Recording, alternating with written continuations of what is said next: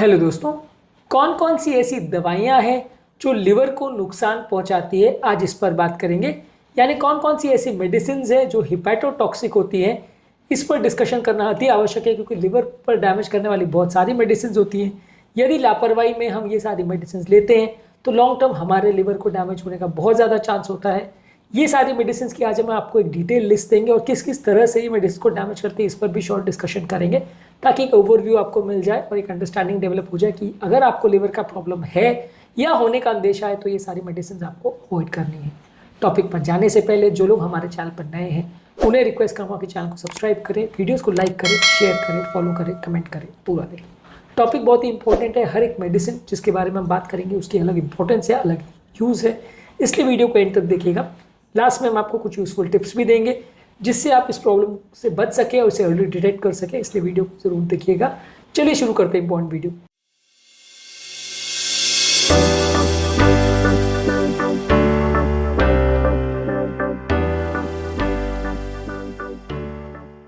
सबसे पहले हम आपको एक डिटेल लिस्ट देंगे उन दवाइयों की जो लिवर को डैमेज करते हैं। इनमें से काफ़ी दवाइयाँ बहुत कॉमन और सरप्राइजिंग होगी, इसलिए इसे ध्यान से देखिएगा। सबसे पहला कुछ पेन किलर्स और एंटी इन्फ्लेमेटरी मेडिसिन जो कि बहुत कॉमनली यूज़ होती है। इसमें पैरासीटामॉल, आई थिंक जो डोलो या क्रोसिन जो सबसे कॉमनली यूज पेन किलर या एंटीपायरेटिक या फीवर के लिए मेडिसिन यूज़ होती है, वो लिवर को डैमेज कर सकती है। हिपैटोटॉक्सिक ड्रग है, इसलिए इसे अवॉइड करना चाहिए यदि आपको लिवर का ऑलरेडी डैमेज है तो, खासकर बहुत ज़्यादा डोज में। इसके अलावा non steroidal anti inflammatory drugs जो कॉमनली पेन किलर्स हर हड्डी के पेशेंट्स में या हर तरह के पेन के पेशेंट्स में यूज़ किया जाता है, जिसमें आइबुप्रोफेन, नेप्रोक्सिन और डाइक्लोफेनाक आती है, सबसे ज़्यादा कॉमनली यूज पेन किलर्स है। ये भी लिवर को डैमेज करते हैं, इसलिए इन्हें भी ज़्यादा डोज में अवॉइड करना चाहिए।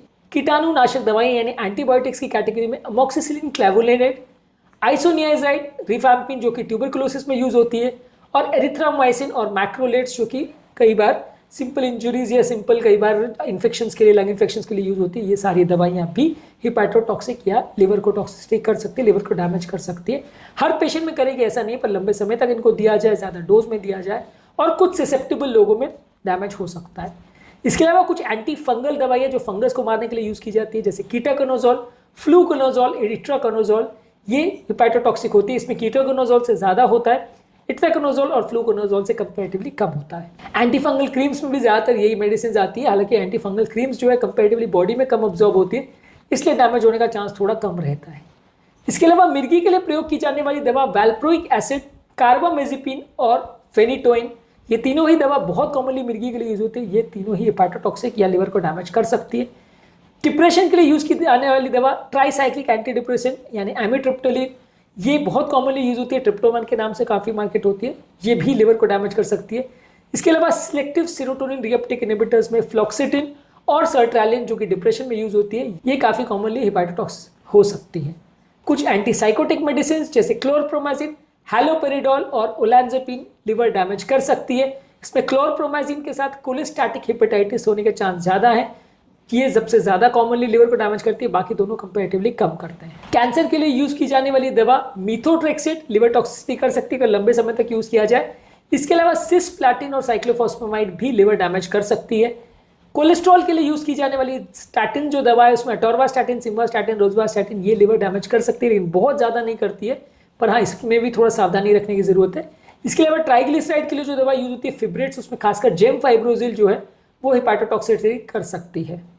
इम्यूनोसप्रेशन मेडिसिन में एजाथायोप्रिन और मीथोट्रेक्सेट ये ज़्यादातर जो है लिवर डैमेज कर सकते हैं। इसमें एजाथायोप्रिन कंपेरेटिवली ज़्यादा रिस्क है, मीथोट्रेक्सेट में कंपेरेटिवली कम रिस्क है। बॉडी के अलग अलग तरह की आर्थराइटिस और इम्यून रिलेटेड डिजीजेस में इसका प्रयोग होता है। ये दोनों ही हिपैटोटॉक्सिक है या लिवर को डैमेज कर सकती है।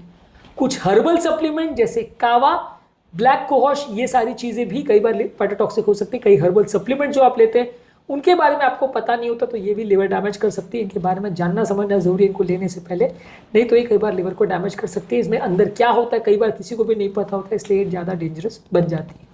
लिवर को डैमेज होता कैसे है? कई बार कोई केमिकल आप यूज़ कर रहे हैं तो डायरेक्टली लिवर सेल्स को डैमेज कर देता है। कई बार कोई केमिकल्स आप यूज़ करते हो उसके खिलाफ एंटीबॉडी बन जाते हैं और ये एंटीबॉडीज लिवर को डैमेज कर देते हैं, जो कि इडियोसिंक्रेटिक रिएक्शन बोला जाता है। और कुछ लोगों को मेटाबॉलिक इडियोसिंक्रेसी होती है, यानी कि ये दवा लेने के बाद कुछ लोगों में कुछ एक्टिव मेटाबोलाइट्स बनते हैं जो लिवर को डैमेज कर सकते हैं, जो कि टॉक्सिक होते हैं। इडियोसिनक्रेसी का मतलब ये है कि आप प्रोडिक्ट नहीं कर सकते और सडनली कुछ ऐसा हो जाता है कि जो अनप्रिडिक्टेबल है और ये सडन डैमेज कर देता है।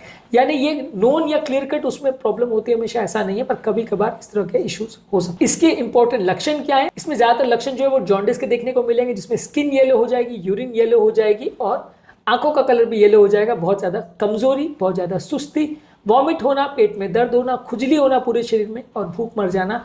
ये सारे जो जॉन्डिस के लक्षण हैं वो देखने को मिल सकते हैं। जब आप रेगुलर टेस्ट करते हैं, लिवर एंजाइम्स टेस्ट करते हैं, तो उसमें आपको लिवर एंजाइम्स देखने को मिलेंगे। जो दवाइयाँ माइल्ड हेपेटोटॉक्सिसिटी करती है या थोड़ा बहुत डैमेज करती है, उसमें आपको ज़्यादातर कोई लक्षण नहीं देखने को मिलेंगे। ज़्यादातर जब बहुत सीवियर या सीरियस डैमेज हो जाता है उसके बाद ही ज़्यादातर लक्षण देखने को मिलेंगे। ये सब चीज़ों से बचने के लिए आप क्या करें?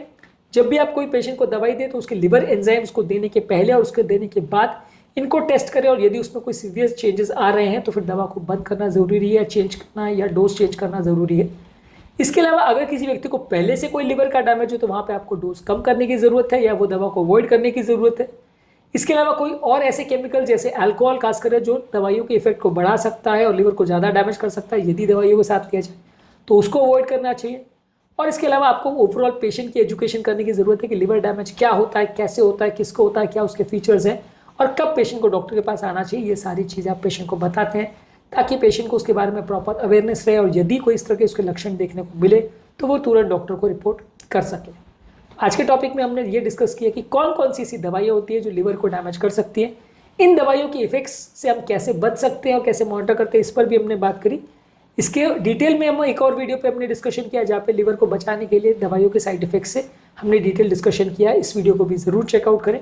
टॉपिक एंड करने से पहले जो लोग हमारे चैनल पर नए हैं उन्हें रिक्वेस्ट करूँगा कि चैनल को सब्सक्राइब करें, वीडियोज़ को लाइक करें, शेयर करें, फॉलो करें, कमेंट करें, पूरा देखें।